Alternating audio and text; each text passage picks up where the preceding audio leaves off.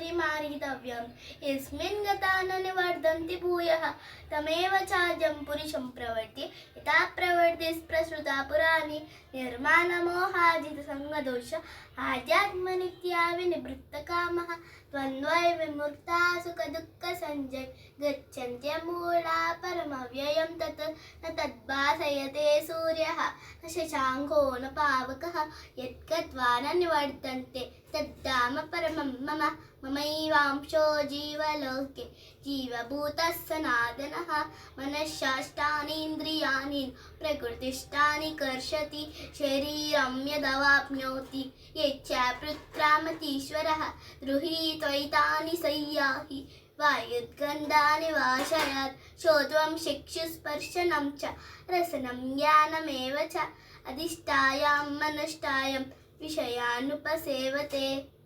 Thank you.